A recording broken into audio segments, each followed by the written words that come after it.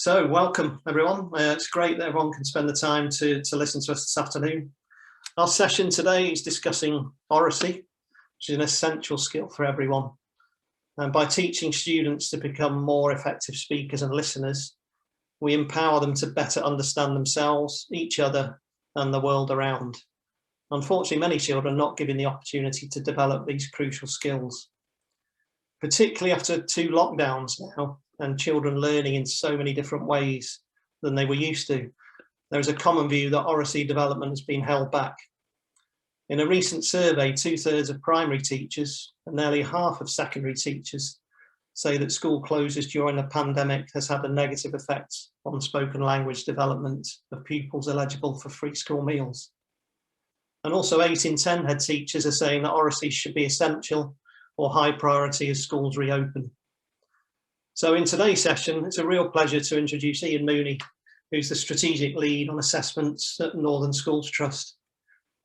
This afternoon, Ian will be talking about North Liverpool Academy's work in identifying pupils with low oracy skills and helping them to develop this across all subjects, along with the strategies they're using in the trust to broaden students' vocabulary. Ian spent his early career in teaching before moving into assessment and spending 11 years with NFER Nelson, which is now GL Assessment. Excuse me. During this period, he completed a master's degree focused on receptive vocabulary and literacy. Ian's been a director and trustee of the Northern Schools Trust for 15 years and is now working in the trust to develop a strong and valid assessment programme. He's developed a whole school oracy programme with the help of Voice 21 and a specific programme aimed at enhancing vocab and literacy through transition and key stage 3. Ian is based in the North Liverpool Academy, a stone's throw from Liverpool Football Club in Anfield. I've had the pleasure of knowing Ian for over 15 years, and for 7 of those years I worked for him at HarperCollins, where he developed an assessment programme.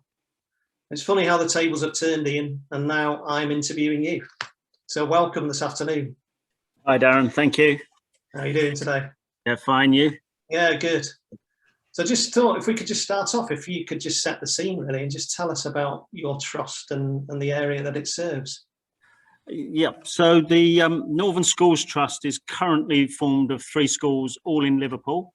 The school I'm sitting in at the moment is the North Liverpool Academy, which is in the north of Liverpool, and as you say, is sort of directly behind me is Anfield.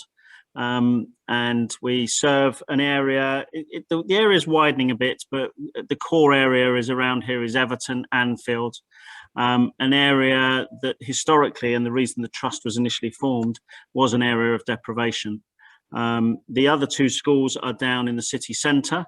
There's a studio school and a UTC for life sciences. And those schools tend to serve an area down in the south of Liverpool. The place that people would have heard of down there is Toxteth. So there's a large number of students come from Toxteth down there. Okay.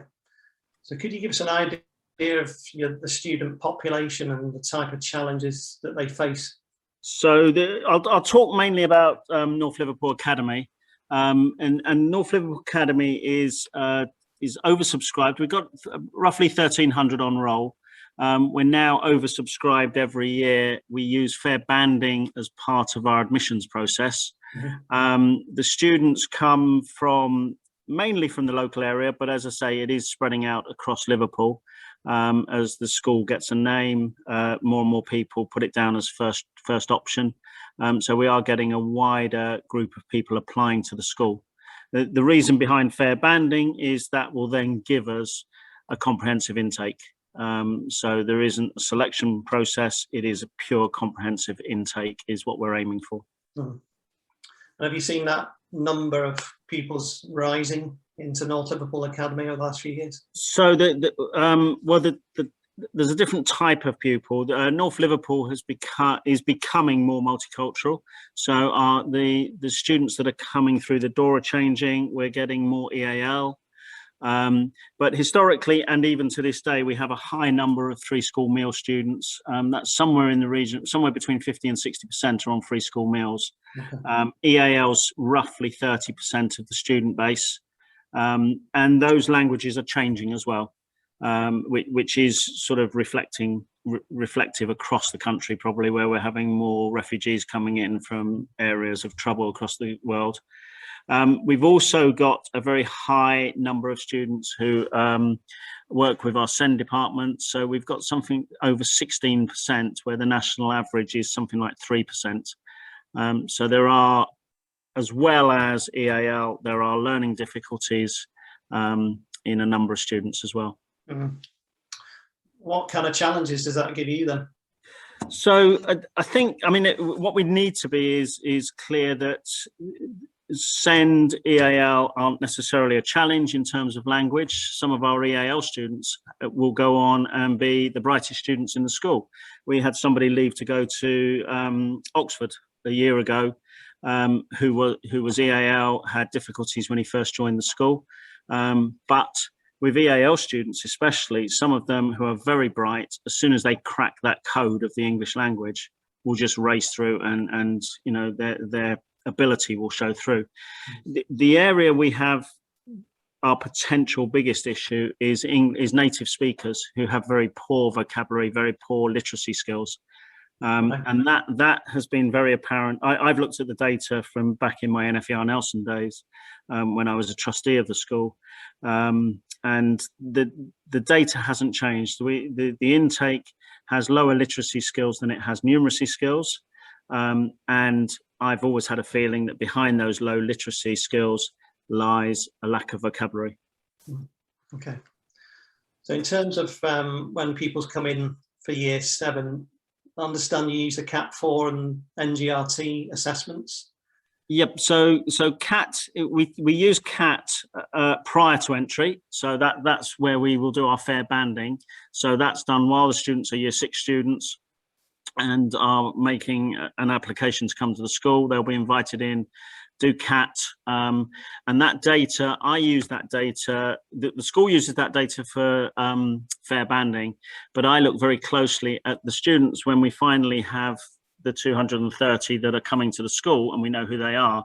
I will then start to look closely at their verbal reasoning battery, to look at what issues might be occurring, look at differences between non-verbal and verbal, but also the makeup of their verbal score, to start to see where there may be issues.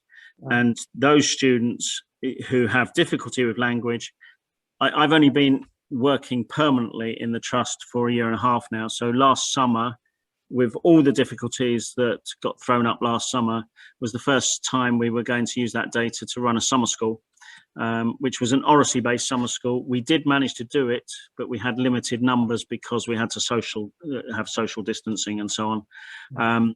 But the aim is to always have a summer school for a number of students who have language difficulties. Now that will be a mixture of EAL, but also a number of native speakers who just have low literacy scores. Okay.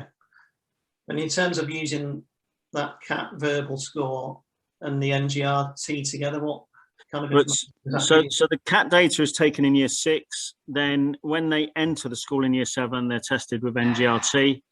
I will then start to look at, clearly you're going to get a reading age, but if you look at the standardized scores, you can start to see where those students are really performing in terms of reading. If you look at verbal reasoning, I think that's always a very good indicator, because that's asking them to do something with the language that they're reading.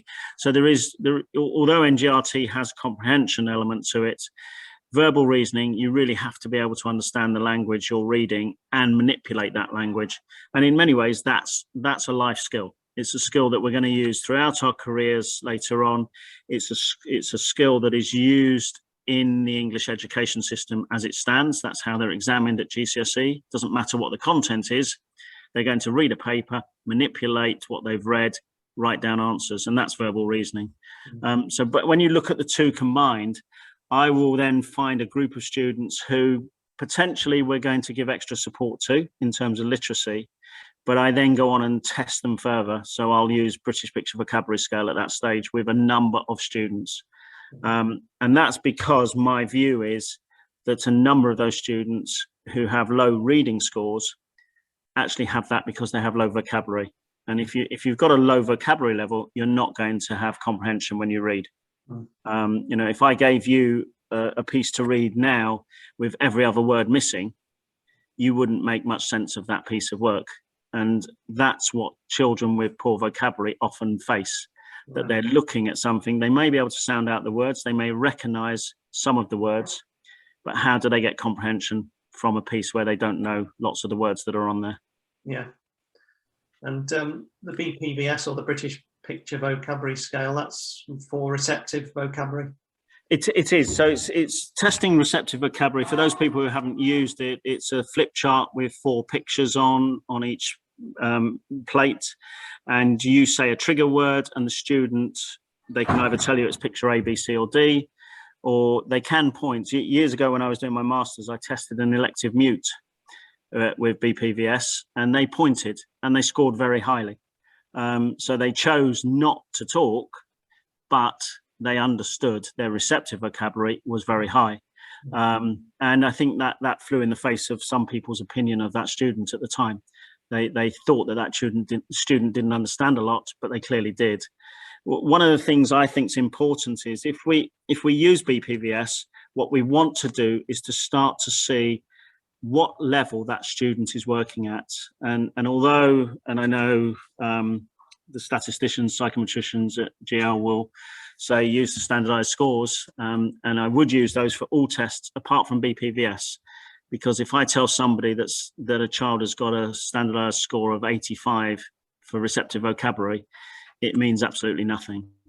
If I tell them that this 11-year-old sitting in front of them understands English vocabulary at the level of a 5-year-old, that makes a statement. And so I test a number of students, maybe up to about 70 of the year group, who I'm concerned about their literacy skills with BPVS, and that way I will get a receptive vocabulary score to sit alongside their literacy skills. Right. And how often would you use that again afterwards to measure the progress made? So the idea would have been that we will work with 3 subgroups of students who have difficulty with literacy, the lowest being those who have that vocabulary difficulty. And, you know, I have to say the team in SEND are wonderful, and I've got some of them working with those students in extra sessions where they are working at word level. They may be using phonics, they may be doing that with some students, but they're actually looking at single word vocabulary and what do students understand. The plan was this academic year, they got tested in September, was to then test them again in January. Obviously we were in lockdown, so I'm just in the process now. I've retested about half of them when they came back shortly before Easter, and we're just finishing that off now. So the plan would be to do that, and then to look and see whether our provision has to change. So some of those students may, especially the EAL, may have vastly improved their vocabulary levels. Right. And it may be that vocabulary is no longer the block, and we need to move into sort of higher order skills and start looking at reading and developing them on from there. So in terms of those year 7s accessing the curriculum, what does that language gap mean for you? Well, I think I guess our audience today is a mixture of primary and secondary. But if you're looking in a secondary school, if you're trying to teach science to a group of 11-year-olds and you assume that they understand what you would assume the average 11-year-old understands, and you're using vocabulary and there's somebody sitting there who understands you like a 7-year-old or even a 5-year-old, do they understand what you're saying? And for me, the big issue in education for all the years that I've worked in education is that we have a group of students in Key Stage 4 and Key Stage 5 who understand Tier 3 words. So they understand all the specialist vocabulary in their subject area. And they will explain that vocabulary to you. So, you know, if you ask somebody what photosynthesis is, they know exactly what it is, and they give you a textbook definition of photosynthesis. You then stick that word, or any specialist word, doesn't matter what the subject is, it could be something in history or geography or science, maths, whatever. You put that word in a sentence, in a question, and suddenly the student knows that word, their eyes light up, and they write down a whole load of stuff about that topic, but they haven't answered the question because they didn't understand some of the other parts of that sentence.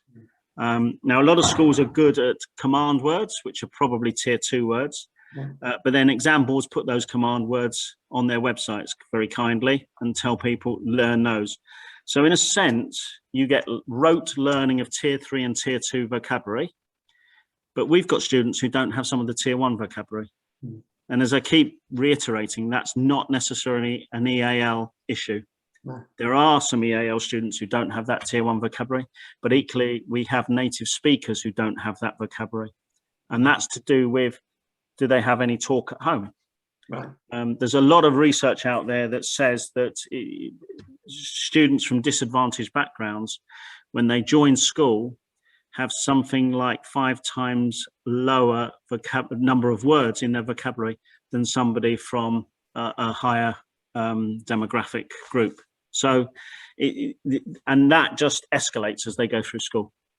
And so really, one of the things we do and we take very seriously now is pure oracy, and that's all levels of vocabulary. That's any words at all. We shouldn't assume, and I think it's exactly the same in primary, we shouldn't assume that the student in front of us knows the meaning of a word, because they don't always. Some do, some don't. But I could throw some words at you that have totally different meanings today than they had 18 months ago. So if I said lockdown to you 18 months ago, you would have had a definition of what lockdown meant. If I say lockdown now, almost everybody on the planet, or certainly in this country, knows what lockdown is. It's the word of the year in Collins Dictionary. And there are other words of the year in other dictionaries that are COVID, coronavirus, things like that. It's amazing how many 11-year-olds know what COVID, coronavirus, lockdown, pandemic, all those words are. But if we'd asked them last January, they wouldn't have known them. No, nor would most adults know what coronavirus meant. No. So because they haven't been exposed to it. Yeah, exactly. And that's the thing. Most research suggests you need to hear a word in context with explanation at least 17 times before you truly have it, before you master it and you can use it. And that's how you and I learned the English language. We were exposed to constant language when we were young, and we developed our vocabulary from there. So when we started school, we had a vocabulary. So obviously you're very focused on oracy, as you just said. What would you see your vision for the Academy being long term? So, sorry, there's just an announcement. The overall aim, I think, is for us to be an outstanding oracy school. And it is the #1 priority across the trust. We have a number of priorities that would be part of our CEF, but being language and literacy is #1 in our development plan, and oracy is a major part of that. Oracy gets neglected. There's a new report which I think you were referring to at the start in the introduction, which is the all-party parliamentary report on oracy. And I, if people want to have a good sleep tonight, they might want to read all 58 pages before they go to bed. But there are some interesting things in there, and there's some real issues that come out about why people don't teach oracy, what they're scared of in oracy. But across the whole thing, everybody, practitioners in classrooms, through university lecturers and so on, all of them talk about the value of oracy. And if you think about it, it is a life skill. If you haven't got vocabulary and you can't talk and you can't listen, how are you going to get on in life? How are you going to go for an interview, either for university or for employment? How are you going to keep that job when you're sitting in a meeting with managers who are talking and you're not listening, or you don't understand the words they're using? All those things are life skills. And oracy is about that. We should encourage oracy at every level. And that's the aim in this school, is that oracy, I have to say, oracy is not an English department piece of work. It is cross-curricular. It's non-teaching staff. It's everybody that comes into contact with a child should be talking, and encouraging the child to talk and listen. There's a number of students in most schools who don't get any talk outside of school. And you mentioned my research years ago, which was a long time ago, and something has changed for the worse since then, and that is screen time. Screen time when I did my master's would have been watching TV. screen time now is any device that's got a chip in it that will, that students would be able to spend all evening watching, and some do. I'm sure there's lots of teachers on here who will say that they've had a student come in saying they're tired, and it turns out they were on their computer playing games or chatting to friends till 3 o'clock in the morning or something, and that's why they're tired. Screen time stops normal conversation and vocabulary building. Yeah, and obviously we've seen a lot of that through lockdown, an increase of screen time immensely, haven't we? We have. Some of it's been good, some of it's been bad. Yeah. And I think, I think I think you mentioned that there's been lots of talk about lockdown was bad for education. I would argue that for some students it was very good. We had a whole series of live lessons. We had very high attendance during those live lessons. Yes, it was screen time. Yes, it was different to normal classrooms, but some students thrived on that. They felt more able to take part, more able to express their opinions. They were sitting in their bedroom, they felt safe. And so they voiced their opinions. As part of those sessions, I did one-to-one talks with students, with the weaker students every week in year 7. I did a one-to-one Google Classroom chat with them. And it was meant to, they were timetabled at 15-minute gaps. And one boy, for instance, went on, we're going to see a video of him in a bit, but he went on for an hour by the end of lockdown. We had an hourly conversation once a week. And they want to talk. And if you can give them that opportunity in school, I can remember when I was teaching students who you'd stop in a corridor to talk to and they couldn't finish a sentence because nobody had ever listened to them. And they just clammed up. Oracy is all about every opportunity, not just fixed in a classroom. But we should also add to that oracy is about teaching overtly that language. Yeah. So if a child doesn't know the word, you teach the word and you repeat the word and you use the word, and that's how they'll learn it. So yeah, it'd be good if you could just expand on that, on how you're training and energizing your teachers to become, putting oracy on their list every day so that it's throughout the school. So we've done various CPD sessions on oracy. We've joined Voice 21, which I'm sure some teachers will know about. It's a charity that highlights oracy and has a whole number of practitioners working for it who will help schools develop an oracy plan. We've joined that for 3 years. I had a chat with them last year and we signed up. They will support a school with training for staff. The way we've done it and the way they do it with most schools, I think, is we've got 2 oracy champions. One of them happens to be a teacher in the English department. The other one works in the PE department. And they have separate sessions with Voice 21. They come back and cascade some of that knowledge. So I've run some sessions on oracy for the staff at the school, but I've asked them to take part. I also had one of the GLSAs run a session with me because she had some very good ideas about oracy. So it's one of the ways we're doing it is have as many voices as we can talking about talk. And we also have I've been to various department meetings and each department has a slightly different way of going about it, but most departments, and certainly the core departments, have somebody who is tasked with looking at the vocabulary used in the classroom in those subjects. And we're not talking about tier 3. That's always being taught and always has been taught. We're talking about tier 1, tier 2, or some words that could be tier 3 in a particular subject, but are a tier 1 in another subject. So there are a word like power means a variety of things. It may be a very common word, but in maths, it means something. In PE, it means something very different. So, we're looking at oracy in every department, and by trying to involve as many people as possible, it's not just me banging on about it, which would get boring anyway. Yeah. As you know. So. Not at all. I know when we talked about this previously, you mentioned some work you've done with the PE department and cooking. Could you talk us around some of that, how that's Yeah, happened? so it wasn't cooking by the PE department. The cooking actually was an interesting one. When I was doing my one-to-one sessions with some of the students in year 7 during the last lockdown, the January one, one boy was late coming on, and I said, "Oh, what have you been doing?" "Oh, I was doing a cook along." And he'd been doing a cook along with a technology teacher, so I said, "Oh, what have you been doing?" And he got up. He was sitting at a sort of kitchen table, dining room table in his house, and he got up and he took his laptop round and showed me spaghetti bolognese bubbling away on the top of the stove. And I said to him, "Oh, is that just for you?" "No, I've made it for the whole family."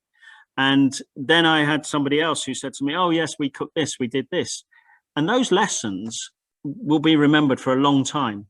But actually, the important thing, yes, there's a skill in following a recipe, if you like, and cooking along with a teacher who's cooking that dish.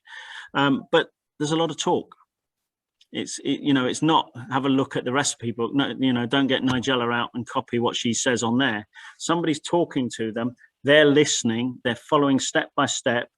They can ask questions because they're interested, because they're allowed to take part and they feel comfortable taking part. They are learning vocabulary. And the vocabulary in a cook-along includes tier 1, tier 2, and tier 3.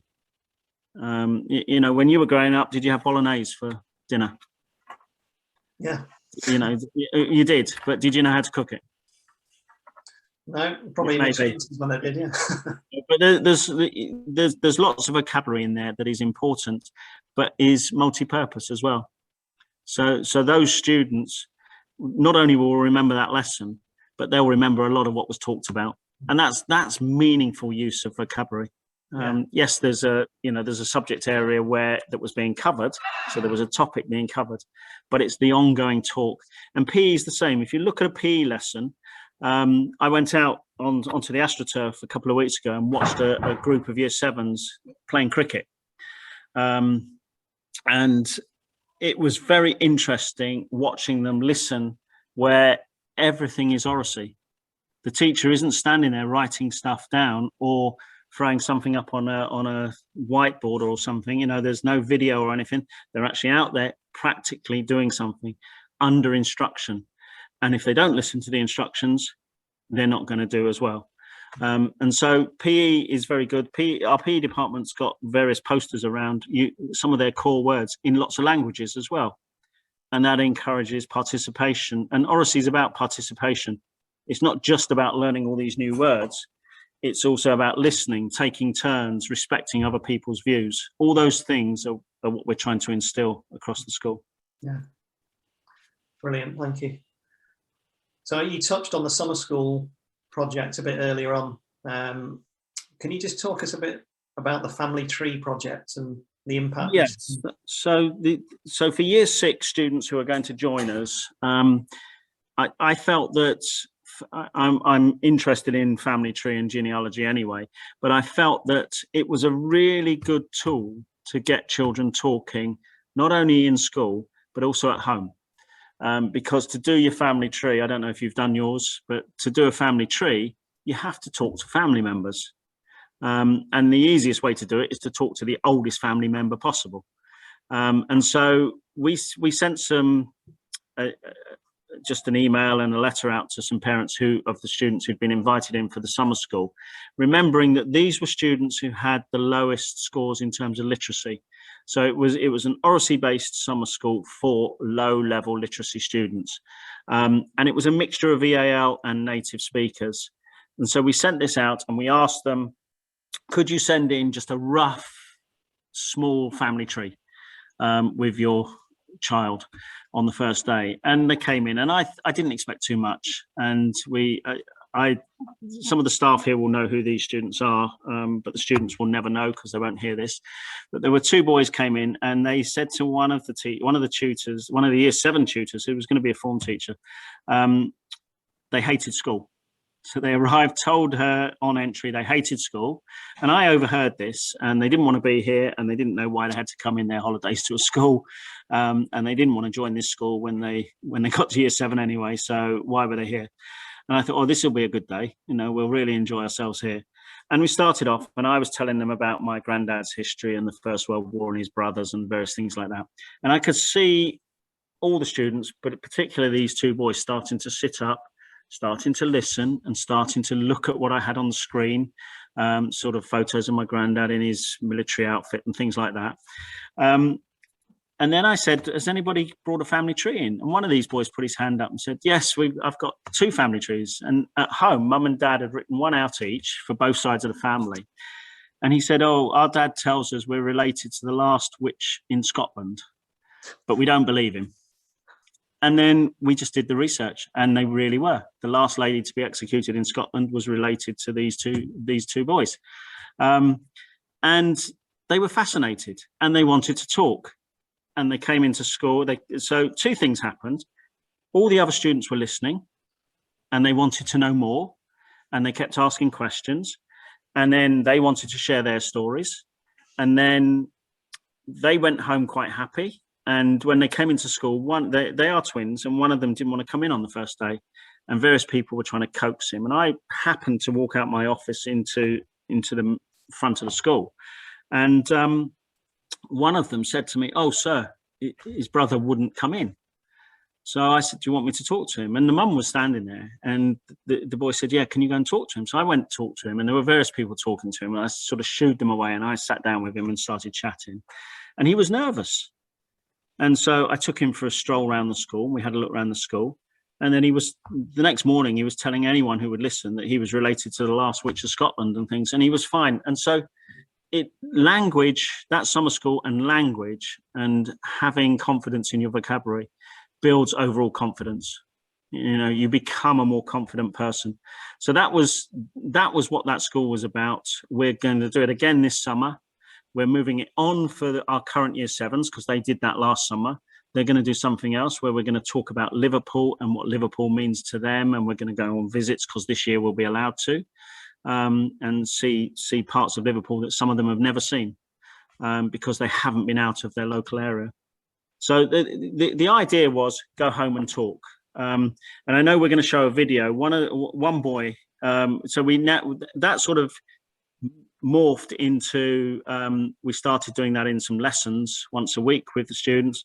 Then I started a club, an after school club. And one boy in particular has really embraced this. And we've got this video coming up in a minute, which will show people of him just talking about his family tree. Yeah, you have to remember he's 11 years old. He had not even thought about family trees before he came to this school. He did an interview with Family Tree magazine last week, which he talked for 20 minutes, unaided. He didn't really know the questions that were going to be asked by the editor, but he did that. And I think at the end of the video, you're going to see that you recorded with him last week. He mentions he's talking to a school in America. Well, he's done that this morning. So I'm very proud of them. I think they've done some amazing work. But if you watch him and just see the confidence that he talks about, I think it starts to show how allowing people to talk, allowing people to go home and ask questions and encourage wider parts of the family to talk to them develops people's vocabulary. That's great. Thanks, Ian, for the intro. And we'll just start that video now for everyone to watch. This is Jacob Allen. And Jacob has been doing a project with us at school on family trees. And Jacob has become a bit of an expert since he joined Year 7 on family trees, and is now helping me in a family tree club with other students. So we're looking at other people's family trees as well as Jacob's. But Jacob has got a lot of information, and I'm sure he's quite happy to share some ideas with us today. So Jacob, can you tell us how you first got interested in family trees? So in school, in the first 2 weeks, we started to do the family tree in EBAC, and the first week I actually enjoyed it.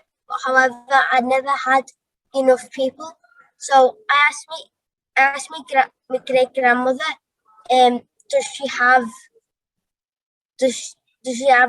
any information about any past relatives, and she said that she had her father's death certificate, which she had sent me to school with.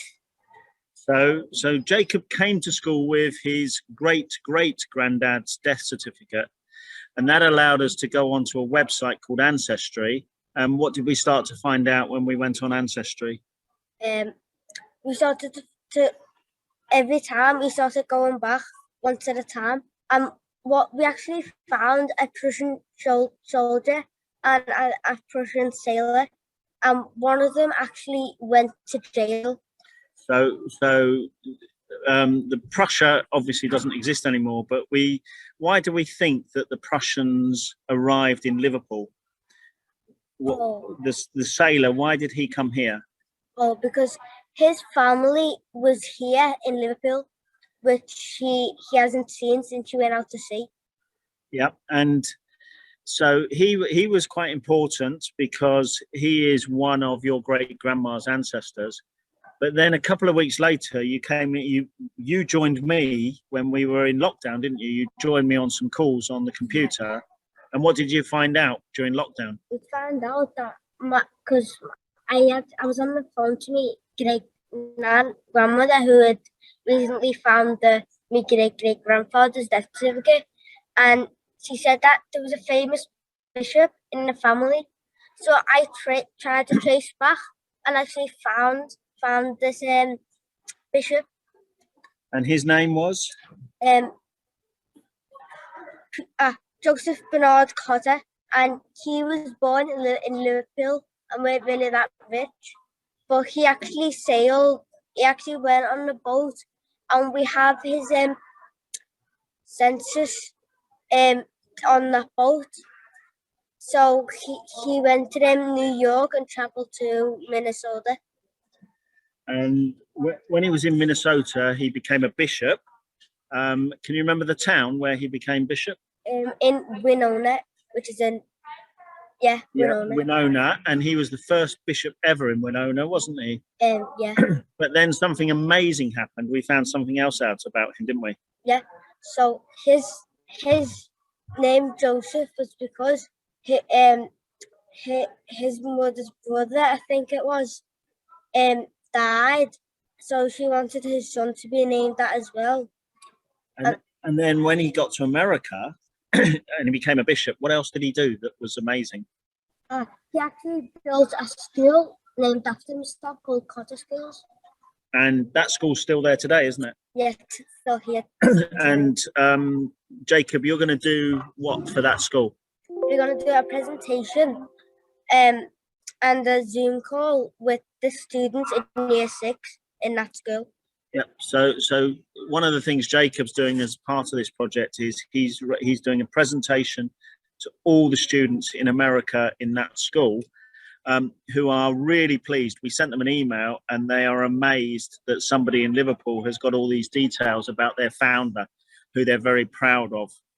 And you're doing one other special thing, aren't you? What's the other interview you're going to be doing this week? So I'm doing an interview which is going to be with a worldwide magazine. So I am going to get interviewed for this magazine, and we're going to send it across the world. Yep. So Jacob is going to be interviewed by the editor of Family Tree magazine later this week, which is sold worldwide. And in a future edition of that magazine will be Jacob talking about his family tree and some images from his family tree. One of the things this has done has helped with your reading, hasn't it?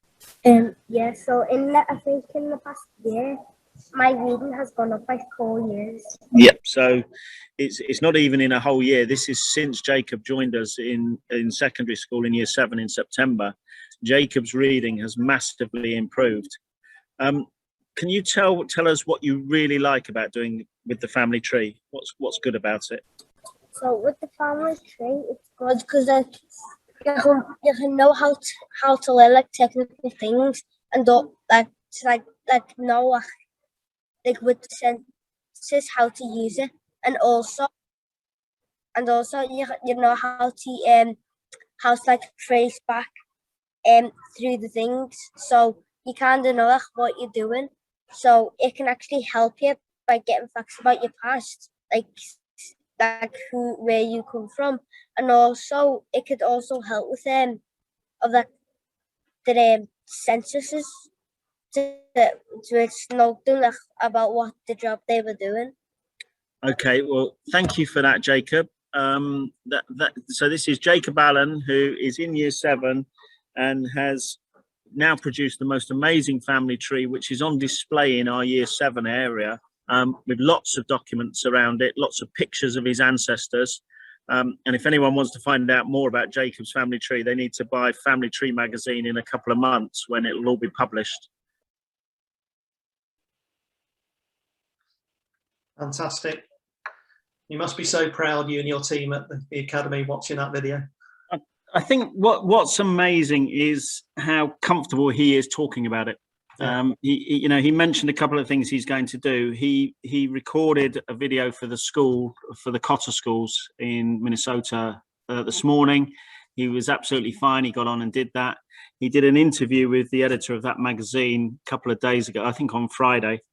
And it was 20 minutes long, and without any prompting at all, he just answered all her questions. And he's now, he's signing people up all the time to come to the Family History Club. He's fascinated by it, and he wants to find out more.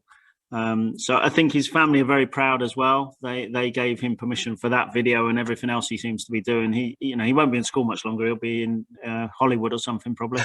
But I mentioned his reading in there, and I think that it is exceptional. He has really moved on. He doesn't know he's reading. He's doing something he really enjoys, something he's very interested in. It's not reading. It's not, it's not how an 11-year-old boy perceives reading. So when they tell you it's boring and stuff, he doesn't think he's reading, but he's going on Ancestry and he's reading a census document and he's looking at difficult writing. He's finding lots of words there which could be quite old, occupations and things. He's learning all that. And yes, he's asking questions and saying, what does that mean? And what's that? But his reading has developed as a result of that, because he's always looking at words. And the best thing, and what he's proved is that if you can talk to lots of people outside of school, you will develop your vocabulary. And he's fortunate. He's got a great nan, as he tried to correct himself to great grandmother, because he thinks that's the right phrase to use on a video with GL assessment. But she lives just around the corner from the school. In fact, he showed me the other day, and she lives just underneath where I am now. We could wave to her out the window. But she's helped him all through lockdown. And every time he's phoned her, she's given him a little bit more information that he's then gone away and researched. And he mentioned during lockdown, talking to me on Google Classroom, he would come on every week and say, I found this, sir. And he'd say, I'll share my screen with you. And he'd start showing me things he'd found.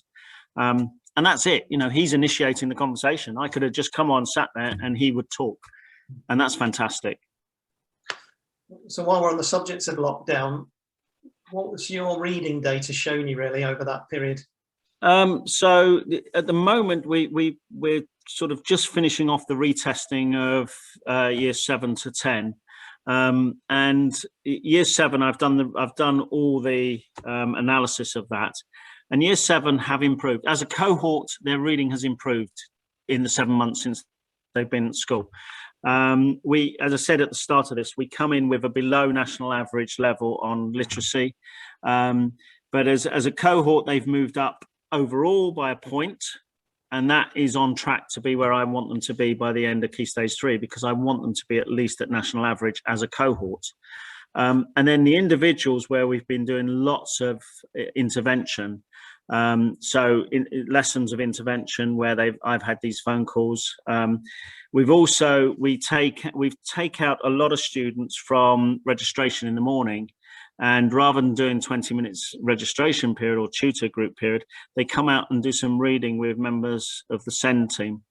And that has worked really well. You see that happening in the breakout areas, and you see them, two students with a teacher, and they're engrossed in whatever they're reading. And those the SEND team are working out, we can move on to a higher level of book or whatever, but they're engrossed. They want to do it. So they're learning from the moment they come into school. and they're talking with that person because they're comfortable. They feel comfortable with that adult. There's only two of them. They share their opinions. And all of that, I think, has built into, when we look at our data, yes, the overall cohort has gone up, but the biggest gains have been in that group lower down, where we've really seen an explosion of scores with some of those students. And it's because reading is fun for them now and talking is comfortable. And those are important factors. You know, if you are comfortable when you're talking and comfortable to listen when you need to be listening, then you will learn more. So looking ahead for next academic year, is there anything else that you change or add to what you're already doing? Well, if next academic year is slightly different to this year, then there will be more of the same, I guess. They will have more intense learning, because one of the issues with the constant lockdown was that we didn't always have all that support mechanism in place. They didn't have 20-minute reading sessions at the start of every day, which I think is a real positive. That gives them a really good grounding for the day. It also allows them to get involved with language, and I think that the real trick in the year coming is I'd like to work with the primary sector. I'd like to work more closely with that. It's been impossible for the last 18 months or so because no schools are going to have visitors and so on, but if we can work with them and work on oracy lower down, and I know Voice 21 are looking at a project across the city, that would be fantastic. We're going to have more students coming to summer school because we shouldn't have the restrictions we had last summer. That'll give us more adults in the school working with more students, which will mean more come in confident when they join us. A lot of those students that came to summer school, still, I don't teach anybody, but they come up to me every day and chat with me. I go outside every morning while they're waiting to come in, and obviously we're all in bubbles at the moment, so I wait with the year sevens and just have a conversation, and I think that really helps. That's not about lessons, it's not about a topic in a subject, it's just about anything, and I think that's good for a lot of those students. So we will have much more of that as we move forward. My last question, Ian. If you could give one piece of advice for anyone who's looking to improve oracy across the school, what would it be? Dear me. When we looked at that all-party parliamentary group report, or I read it all over the weekend, what they tend to say is everybody thinks it should be part of a school culture. And that is entirely true. It has to become a culture. It isn't something you just switch on at 9 o'clock and say, right, we're doing English and now we're going to talk. It's everything in school. So when they're having their lunch, talk to them. I was talking to a student in year 7 today about her packed lunch. It was a Latvian dish, and her mum had made her this Latvian dish, and we were talking about it. Now, she was proud of that. She wanted to tell me all about it. Just every opportunity we need to talk. So it has to become the culture of the school. Now that has to start at the top. Clearly, it's a trust-wide initiative, this. So we're sort of selling it in right from the top. But every single adult in the school, doesn't matter what job they do, if they're in contact with a student, let's have conversations and let the students talk to us. Yeah, it rings so true with some of the other trusts that we're working with. Some of them who are talking next week, actually, building that culture right across the trust. It's a big job, isn't it? It takes time. Yeah. And the other interesting thing in that all-party report is they have a page on the reasons people don't do it. And they are the obvious reasons. I haven't got time, got a curriculum we have to keep to, this is the syllabus and this is what we've got to do. There's a nervousness, there's often a nervousness that you lose control in a classroom if you allow too much talk, as if talk was a bad thing. But talk's actually a very good thing. And collaborative learning is a strong way of learning. If you look at Neil Mercer's work, who's quite well written on this, I think he's at the Open University now, he may be somewhere else, but he talks about exploratory talk. And that's all the skills we're trying to work with here. We're trying to teach the children that you take turns, that you listen, that you respect each other's views. You don't just shout because you disagree. You wait for somebody to finish their point of view, and then you might challenge it, and eventually you might all come to an agreement, or you might not agree. But, you know, the loudest, boldest child in the year group shouldn't have the only opinion. And nor should a teacher. You know, if everybody has an opinion, let's listen to it. Some of them may not be a very good opinion, but let's discuss it. And that's really a culture. That's not just something you can switch on and off. So it will take time. It'll take a long time to get there. But the aim is we've started very strongly with Year 7. We have oracy across the whole school, but in Year 7 we have specific programs that we've started this year with this group before they joined us, and we keep pushing them up through the school. So next year they'll be Year 8 and they will continue on this journey, but a new Year 7 will come in and start the journey. And that's the plan, that, you know, eventually you will have a school where it is second nature for students to talk and to use vocabulary that is wider than they came into school with. They will gradually widen that vocabulary. Well, thanks, Ian. It's been absolutely fascinating to talk through this today. And I hope the audience have some takeaways to use in their schools or trusts or local authorities, whoever's listening this afternoon. If anyone's got any questions, please type them in the Q&A box at the bottom. Just while I wait for some questions to come through, just to remind everyone, the Hoover platform that we are using for the festival, there's a number of discussion forums and recordings of past webinars that you can access when you go in there. We've got lots of sessions next week as well as tomorrow. In particular, one just to point out next week is Laidlaw Trust on the 19th, and they're talking about their strategy to improve reading amongst disadvantaged pupils during and after lockdown. So, Ian, it's looking like we haven't got many questions at the moment. I've got one, which is, how do you get more support from parents and carers around oracy? Right. So that can be difficult. And it's probably been more difficult in the last year. We have had discussions about potentially running language lessons with adults. So some of our parents would like that, especially some of our EAL parents. You know, certainly I know one support teacher who was asked by a little boy, could he have a phone number? And she said, well, no, I'm not allowed to give you that. Why would you want it? My mum would like you to teach her English, because he was developing his English so well with that support teacher. So we have discussed that across the trust, and it's something we'd like to do, is to offer some language support for parents and carers who you know, those who would like to take it up with us. The other thing is, you know, we need to talk with parents and talk to them about talk.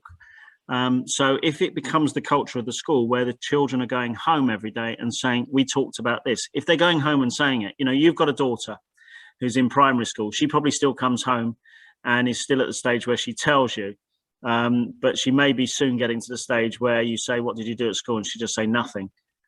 So, you know, she goes from the preschool times when she said we played, through telling you what she did, to we did nothing today, or, you know, I'm not telling you, or whatever. It's about encouraging that communication. And I think, you know, that's why the summer school was designed that way, was to encourage them to talk about something. People like talking about themselves or their families in lots of cases. And so they talk about it. You know, I've got children coming into me every day now with family tree things, telling me who they're related to. You know, and you know, I've got the Beatles behind me. Well, one of them's related to Ringo Starr. He's very proud, but he's more proud that his granddad played for Port Vale. So, you know, I could contact Ringo Starr and say, we've got a child here who's related to you, but he's not really proud of that. He's more proud that his granddad played for Port Vale. But, you know, that he's found that out by talking to his grandma, talking to his mum, and that sort of thing. And as Jacob said, who do you talk to? You talk to the people who are around you. If we can encourage that, that will help. Yeah. I've got another question here from Amanda. Do Do you have a tip for convincing all subject areas that oracy is a whole school responsibility, not just English? That's an interesting one. In that all-party report, it says that 98% of teachers believe oracy is important. So 2% don't, which is worrying in some ways. And equally, with Voice 21, they do a staff survey, they do a student survey. And we didn't mention PASS, which we did with our school. So your pupil attitudinal surveys. And our students all believed that oracy was really important. It came across strongly in the student survey. In the staff survey, there was again about 2%. So there are some people who don't think it's that important.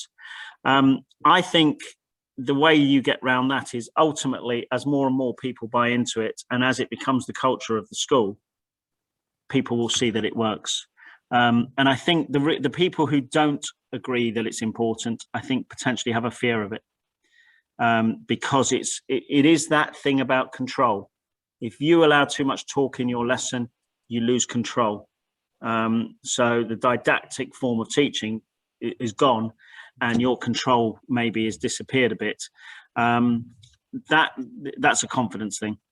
And you know, it gradually, if the students learn the ropes and they learn the rules, and you can have rules in all those lessons when you're having discussions, you can set those rules at the start of term, keep to the rules, then you don't lose control. Okay. Can you just, the report you mentioned, Ian, do you know the name of it at all? The all-party parliamentary one.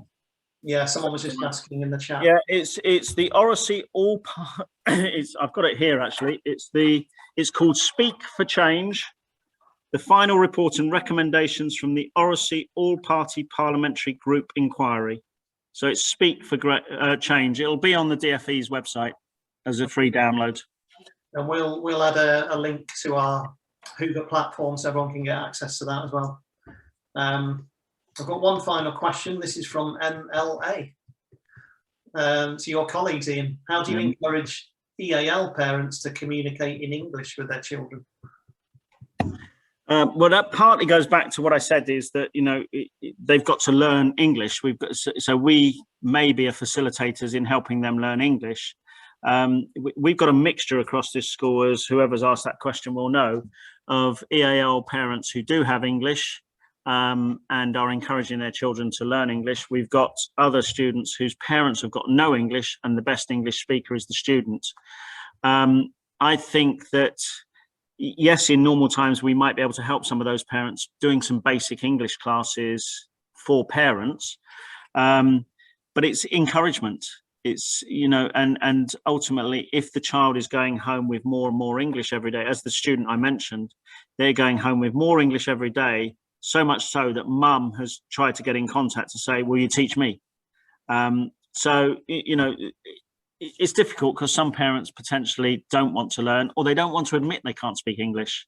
A lot of parents, and I'm sure this is the same in lots of schools, don't admit EAL.